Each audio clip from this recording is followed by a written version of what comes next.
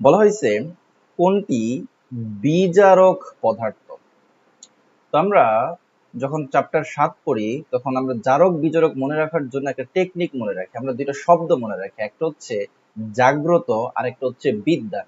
আমরা একসাথে বলি যে জাগ্রত বিদ্যান। জাগ্রত থেকে আমরা মনে রাখার চেষ্টা করি যে জারক ইলেকট্রন গ্রহণ করে, আর বিদ্যান থেকে আমরা মনে রাখার চেষ্টা করি যে বিজারক ইলেকট্রন দান করে।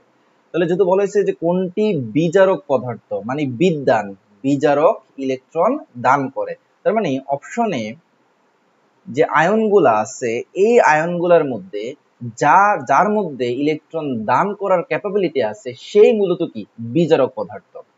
এখানে আনসার হবে ক, আয়রন 2+। কারণ এই আয়রন 2+ সে কিন্তু চাইলে একটা ইলেকট্রন দান করে আয়রন 3+ এ কনভার্ট হতে পারবে, অর্থাৎ আয়রন 2+ ইলেকট্রন দান করতে পারবে, এই জন্য হচ্ছে কি বিজারক পদার্থ। কিন্তু দেখেন তো আয়রন 3+ কি ইলেকট্রন দান করতে পারবে? মোটেও না। ম্যাগনেসিয়াম 2+ কি ইলেকট্রন দান করতে পারবে? মোটেও না। জিঙ্ক 2+ কি ইলেকট্রন দান করতে পারবে? মোটেও না। তার মানে একমাত্র আয়রন 2+ সেই হচ্ছে ক্যাপাবল যে একটা ইলেকট্রন দান করে কি আয়রন 3+ এ কনভার্ট হতে পারবে, এই জন্য কি সে হচ্ছে বিজারক পদার্থ। তাহলে এই টাইপের এমসিকিউ আনসার করার জন্য আমরা খালি দুইটা শব্দ মাথায় রাখবো, যে জাগ্রত বিদ্যান। জাগ্রত থেকে আমরা মনে রাখবো যে জারক ইলেকট্রন গ্রহণ করে, আর বিদ্যান থেকে আমরা মনে রাখবো বিজারক ইলেকট্রন কি করে? দান করে। মুক্ত মৌলের